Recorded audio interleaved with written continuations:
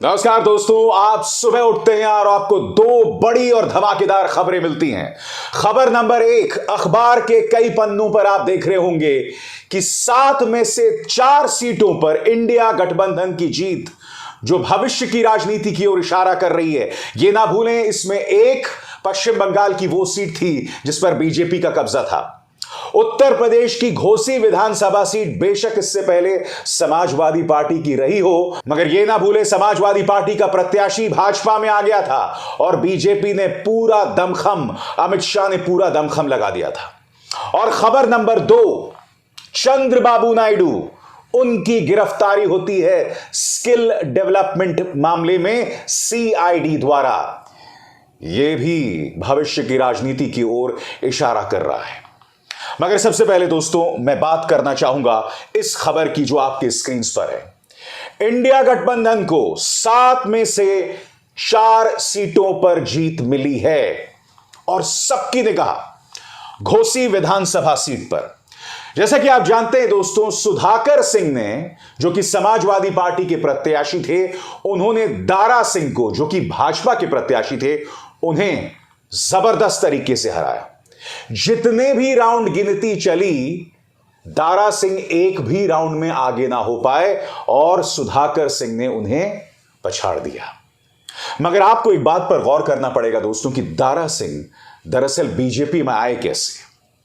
थोड़ा मैं आपको पीछे लेकर चलना चाहता हूं। मध्य प्रदेश और महाराष्ट्र। मध्य प्रदेश में ज्योतिरादित्य सिंधिया और महाराष्ट्र में एकनाथ शिंदे, दोनों पार्टियां छोड़कर आते हैं और वहां पर तख्ता पलट हो जाता है।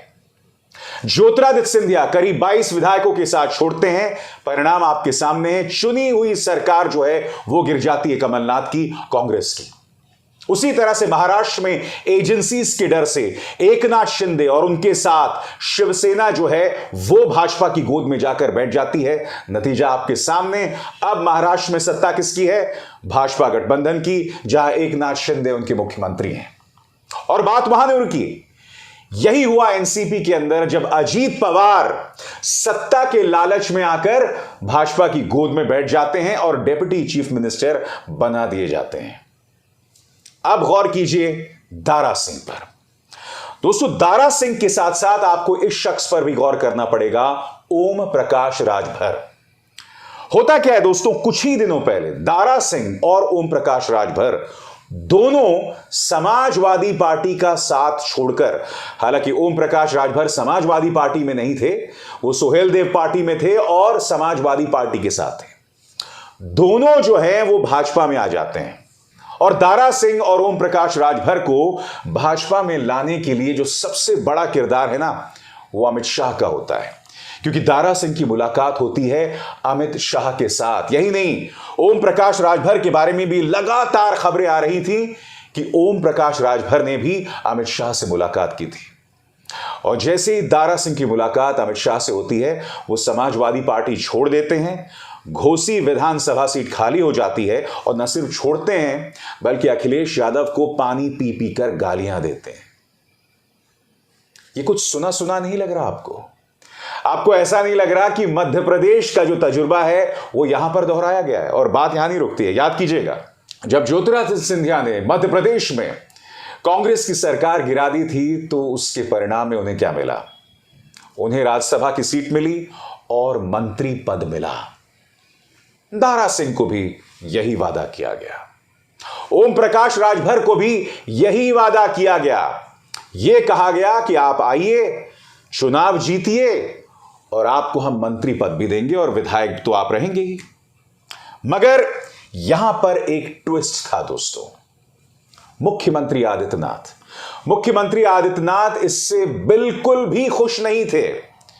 वो नहीं चाहते थे कि ओम प्रकाश राजभर भाजपा में आए या भाजपा गठबंधन में शामिल हो या फिर दारा सिंह भी घोसी से विधानसभा चुनाव लड़ें। ऐसी खबरें प्लांट की गईं। इसके मायने क्या है दोस्तों, कुछ देर बाद मैं आपको बतलाऊंगा, मगर पहले हम बात करेंगे घोसी विधानसभा सीट की। हुआ क्या कि पहले तो सीधा मुकाबला हुआ, जिसमें दारा सिंह और सुधाकर सिंह के बीच मुकाबला हो रहा था। मगर जैसे जैसे चुनावों के हम अंतिम चरण में घुसे, तब भाजपा को यह आभास हो गया कि दारा सिंह के बल पर चुनाव नहीं जीतने वाले। यहां तक कि भाजपा से जुड़े राजनीतिक विश्लेषक भी लगातार बता रहे थे कि यह जीत आसान नहीं होने वाली है, आपको रणनीति बदलनी पड़ेगी। और फिर आखिरी कुछ दिनों में भाजपा के नेतृत्व की बात की जाने लगी, यानी कि प्रधानमंत्री नरेंद्र मोदी, मुख्यमंत्री आदित्यनाथ, इन तमाम लोगों की बात होने लगी। मुख्यमंत्री आदित्यनाथ भी पहुंचे चुनावी रैलियों को संबोधित करने, मगर दूसरी तरफ अखिलेश यादव पूरी तरह से फोकस्ड होके घोसी में चुनाव लड़ रहे थे। उन्हें करारा झटका मिला था जब ओम प्रकाश राजभर ने उनका साथ छोड़ दिया था राजनीतिक स्वार्थों के चलते। क्योंकि ये ना भूलें, जब ओम प्रकाश राजभर समाजवादी पार्टी के साथ थे तब पानी पी पी कर प्रधानमंत्री को गाली दिया करते थे, मगर वो तमाम चीजें भूलकर वो भाजपा की गोद में जाकर बैठ गए, उनके वॉशिंग मशीन में जा घुसे। क्या क्या नहीं कहा था, याद है आपको ओम प्रकाश राजभर ने प्रधानमंत्री के बारे में, मगर बावजूद इसके वो भाजपा में जाकर शामिल हो गए, या कम से कम उनके गठबंधन में शामिल हो गए। तो यहां पर मुकाबला साफ था। एक तरफ अखिलेश यादव और शिवपाल यादव कंधे से कंधा मिलाकर घोसी विधानसभा का चुनाव लड़ रहे थे, और दूसरी तरफ दारा सिंह बात कर रहे थे प्रधानमंत्री नरेंद्र मोदी, मुख्यमंत्री आदित्यनाथ की।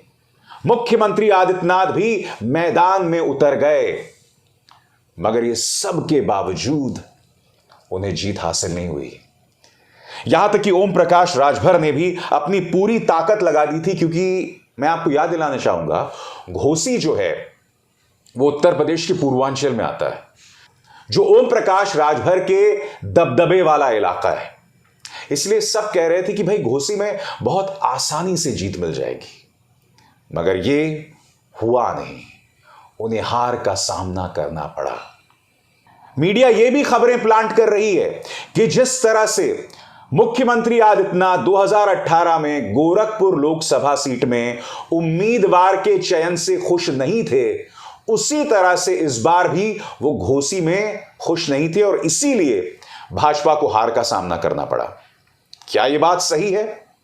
इस पर हम गौर करेंगे, मगर आपको गौर करना पड़ेगा दोस्तों कि इस मुद्दे पर अखिलेश यादव क्या कह रहे हैं, क्योंकि उनका एक एक शब्द काफी मायने रखता है दोस्तों। और यही नहीं, इस जीत के लिए उन्होंने श्रेय सिर्फ समाजवादी पार्टी को नहीं दिया है, उन्होंने श्रेय इंडिया को दिया है, विपक्ष के गठबंधन इंडिया को। मैं चाहूंगा कि आप अखिलेश यादव के एक एक शब्द पर गौर करें। अखिलेश यादव दरअसल कह क्या रहे हैं, लंबा चौड़ा है, मगर एक एक बिंदु पर गौर कीजिएगा। घोसी की जनता व विजयी प्रत्याशी श्री सुधाकर सिंह जी को अनंत बधाई एवं घोसी के सुनहरे भविष्य की शुभकामनाएं। अब एक एक पंक्ति पर गौर कीजिए जो यहां पर अखिलेश यादव कह रहे हैं दोस्तों। पंक्ति नंबर 1, घोसी में जनता की बड़ी सोच की जीत हुई है। घोसी ने न सिर्फ समाजवादी पार्टी बल्कि इंडिया गठबंधन के प्रत्याशी को जितलाया। दोस्तों, ये बहुत बड़ी बात है।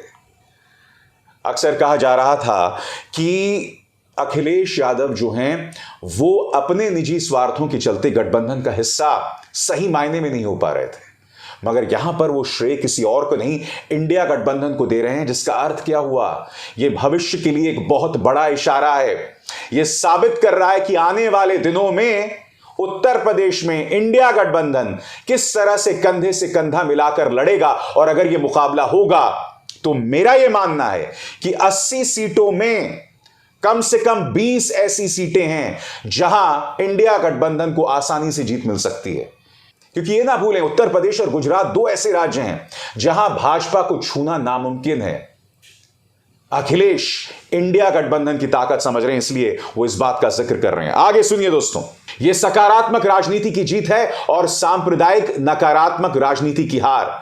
यह दलीय संकीर्ण विचारधारा और जाति बंधन से ऊपर उठकर उस प्रत्याशी की जीत है जिसके काम करने की आशा है और नाकाम प्रत्याशी की पराजय। यह भाजपा की तोड़फोड़ और समाज को बांटने वाली नकारात्मक राजनीति की मुंहतोड़ हार है। यह झूठे प्रचार और जुमला जीवियों की हार है। यह व्हाट्सएप और फेसबुक जैसे सोशल मीडिया द्वारा फैलाई जा रही सामाजिक घृणा, भ्रामक सूचनाओं और राजनीतिक मिथ्या की हार है। यह भ्रष्टाचार, महंगाई और बेरोजगारी जैसे मुद्दों की जीत है।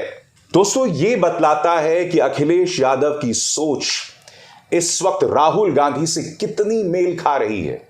कहने को इन दोनों का भाईचारा 2016 के बाद नहीं देखा गया, मगर आप देख रहे हैं कि किस तरह से यहां पर दोनों की सोच मायने रख रही है और दोनों की सोच जो है वो मेल खा रही है। आगे कुछ और बिंदुओं पर गौर कीजिए। यह बुलडोजर और बल से त्रस्त जनता का शासन प्रशासन को करारा जवाब है। यह कुछ स्थानीय नेताओं की इस गलत फहमी की भी हार है कि एक समुदाय के लोग हमारी जेब में हैं। अब दोस्तों, हम बात करना चाहेंगे भाजपा के भीतर घात की। आपके स्क्रीन पर यह हैं मुख्यमंत्री आदित्यनाथ और देश के गृह मंत्री अमित शाह। इन दोनों के बीच एक अरसे से दोस्तों द्वंद्व चल रहा है, क्योंकि जो खबर अक्सर सामने आती है कि प्रधानमंत्री नरेंद्र मोदी के बाद कौन, और ये दोनों चेहरे सामने उभर कर आते हैं। और यही वजह है कि अक्सर गुजरात लॉबी उत्तर प्रदेश में दखल देती है, जिसको लेकर मुख्यमंत्री आदित्यनाथ खुश नहीं हैं। और दोनों के बीच टकराव की कई मुद्दे सामने उभर कर आते हैं। गोदी मीडिया भी इन खबरों को प्लांट कर रहा है कि दरअसल घोसी में हार इसलिए हुई है क्योंकि मुख्यमंत्री आदित्यनाथ ने सहयोग नहीं दिया। मगर अगर यह असहयोग लोकसभा चुनावों में भी जारी रहता है तो यह भाजपा के लिए बहुत मुश्किल की बात है। मैं आपको बतलाना चाहता हूं दोस्तों कि क्या कह रहा है आज तक अपने इस लेख में आपके स्क्रीन पर।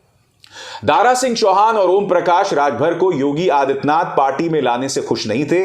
यही कारण रहा कि उन्होंने इन लोगों को अभी उत्तर प्रदेश सरकार में मंत्री पद से दूर रखा है, जबकि ये किसी से छुपी नहीं है कि इन दोनों नेताओं की वापसी इसी शर्त पर हुई कि दोनों को मंत्री पद दिया जाएगा। आगे ये क्या कहते हैं, पार्टी के अंदर खाने में यही लोग कहते हैं कि उत्तर प्रदेश में योगी का कद कम करने की रणनीति के चलते ऐसा हुआ। ऐसी ही स्थिति घोसी उपचुनाव में भी देखी गई। एक तरफ अखिलेश और शिवपाल कंधे से कंधा मिलाकर चुनाव प्रचार कर रहे थे और दूसरी ओर मुख्यमंत्री आदित्यनाथ आखिरी चरण में रैली करने पहुंचे। मगर अगर ये दरारें हैं और ये दरारें इतनी गंभीर हैं कि मुख्यमंत्री आदित्यनाथ के अहम के आगे कोई नहीं टिक पाता, तो आप अंदाजा लगा सकते हैं कि अगर यही राजनीति 2024 के लोकसभा चुनावों में भी जारी रही तो भाजपा के लिए बहुत मुश्किल होने वाली है। हालांकि मैं इस बात से इत्तेफाक नहीं रखता कि लोकसभा चुनावों में भाजपा जो है उत्तर प्रदेश के अंदर दो फाड़ होकर चुनाव लड़ेगी। नहीं, यही खास बात है भाजपा की। चाहे जितनी भी भीतर घात हो, जब बड़ा चुनाव आता है सब एक साथ मिल जाते हैं। और ये ना भूलें, अगले साल की शुरुआत में राम मंदिर का उद्घाटन है। उसके बाद न्यूज चैनल्स में जो आंधी आएगी ना दोस्तों कवरेज की, सारे मुद्दे बौने हो जाएंगे।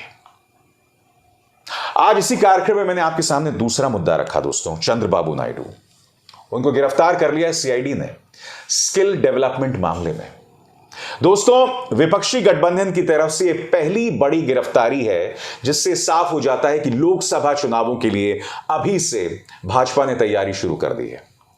याद कीजिए, कई विपक्ष के नेता इस वक्त भाजपा के निशाने पर है, कई इस वक्त जेल में है। मनीष सिसोदिया, सत्येंद्र जैन, इसके अलावा नवाब मलिक, देशमुख के तमाम लोग छूटे हैं। कहने का अर्थ क्या है? कहने का अर्थ यह है कि कोशिश की जाएगी कि लोकसभा चुनावों से पहले विपक्ष के कई बड़े नेताओं को गिरफ्तार किया जाए। राहुल गांधी की सांसदी खत्म कर दी गई थी। यह तो chief justice of India DY Chandrachud ने मामले में दखल दिया, उनकी सुप्रीम कोर्ट ने फैसला दिया और नतीजा आपके सामने है। आज मैं एक भविष्यवाणी करने वाला हूं कि आने वाले 6 महीनों में न सिर्फ विपक्ष के बड़े बड़े नेताओं को गिरफ्तार किया जाएगा, बल्कि ऐसे लोगों पर भी निशाना साधा जाएगा, चाहे वो सामाजिक कार्यकर्ता हो, चाहे वो पत्रकार हो, जो इस सरकार से सवाल करते हैं। क्योंकि भाजपा की सिर्फ एक रणनीति है, जिसे आप झुका न सको, जिसे आप पार्टी में शामिल ना कर सको, उसे गिरफ्तार करो, उस पर निशाना साधो। और यह रणनीति आगे जारी रहेगी, यह मैं दावे के साथ इसलिए कह रहा हूं क्योंकि चंद्रबाबू नायडू को गिरफ्तार किया, निशाना किन लोगों पर हो सकता है दोस्तों, गौर करना पड़ेगा। निशाना राहुल गांधी पर हो सकता है, निशाना सोनिया गांधी पर हो सकता है, निशाना ममता बनर्जी पर हो सकता है और निशाना तेजस्वी यादव पर हो सकता है। इन तमाम चेहरों पर गौर कीजिएगा दोस्तों। मुझे अचरज नहीं होगा कि इनमें से कई लोगों का सामना कानून के साथ हो जाए, और किया भी जा रहा है। अगर आप देखें, राहुल गांधी को तो जेल भेजने की पूरी तैयारी थी। तेजस्वी यादव और उनके परिवार के खिलाफ सीबीआई लगातार दबिश दे रही है, लगातार उन्हें चुनौती दे रही है। इससे साफ हो जाता है कि भाजपा क्या मंशा रखती है।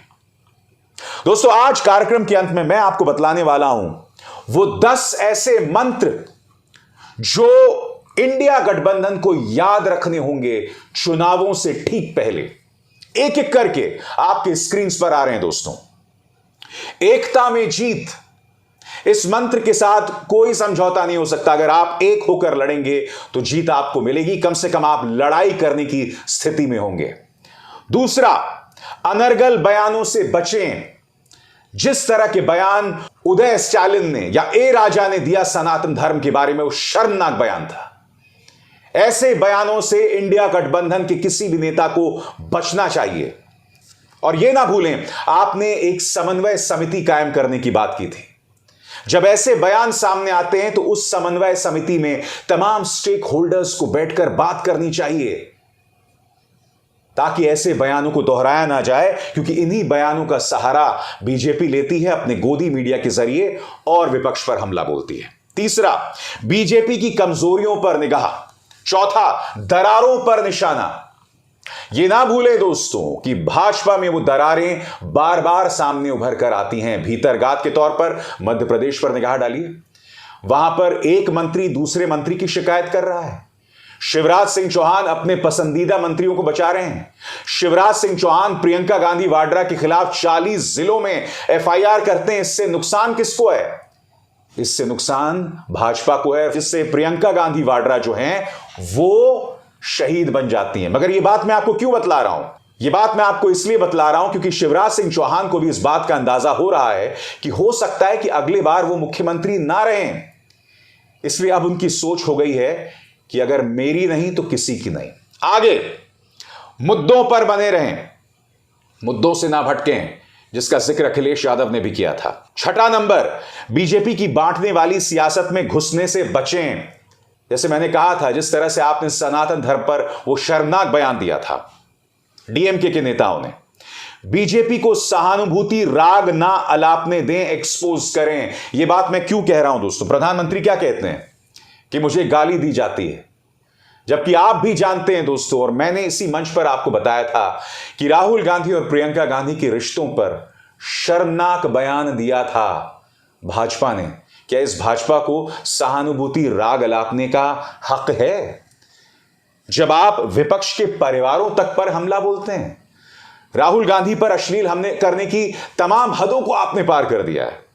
इसके बाद दोस्तों, बीजेपी हर राज्य में 2 खेमों में बटी हुई है, उसका फायदा उठाइए। उत्तर प्रदेश के घोसी में आप देख चुके हैं, कम से कम गोदी मीडिया दावा कर रहा है, अगर मुख्यमंत्री आदित्यनाथ और अमित शाह में दरारें बढ़ जाती हैं तो इसका सीधा असर लोकसभा चुनावों पर पड़ सकता है। मगर याद कीजिएगा, मैंने एक और बात कही थी, उस पर भी गौर किया जाए। जनता में बार बार एजेंसियों के दुरुपयोग का मुद्दा उठाएं। चंद्रबाबू नायडू की गिरफ्तारी, आम आदमी पार्टी के नेताओं की गिरफ्तारी, राहुल सोनिया पर दबिश, ऐसे में क्या भाजपा को वाकई सिंपैथी फैक्टर की बात करने का कोई भी हक है? और आखिरी मुद्दा, गोदी मीडिया पर प्रहार जारी रखें, एक्सपोज करते रहें, बॉयकॉट करते रहें। बॉयकॉट कीजिए, बहुत जरूरी है। 2 बातें नहीं हो सकती हैं। गोदी मीडिया के रेवेन्यू मॉडल पर हमला कीजिए। अपने तमाम राज्यों से कहिए जहां आपकी सरकारें हैं कि गोदी मीडिया को 1 पैसा ना दे। जिस तरह की फाइनेंसिंग एएनआई को राजस्थान छत्तीसगढ़ करता है, क्यों करती है कांग्रेस की सरकारें? क्यों अरविंद केजरीवाल की सरकारें जो हैं वो गोदी मीडिया में विज्ञापन देती हैं? इससे बचना होगा। क्यों छत्तीसगढ़ की सरकार सुदर्शन न्यूज जैसे नफरती चैनल में विज्ञापन दिया करती थी। ये मुद्दे हैं जिन पर गौर करने की जरूरत है। सियासत बहुत दिलचस्प हो रही है दोस्तों, और घोसी ही नहीं बल्कि 7 में से 4 सीटों में इंडिया की जीत ये बात प्रमाणित कर रही है। अब इसार शर्मा को दीजिए इजाजत। नमस्कार। स्वतंत्र और आजाद पत्रकारिता का समर्थन कीजिए, सच में मेरा साथी बनिए। बहुत आसान है दोस्तों, इस ज्वाइन बटन को दबाइए और आपके सामने आएंगे ये 3 विकल्प, इनमें से एक चुनिए और सच के इस सफर में मेरा साथी बनिए।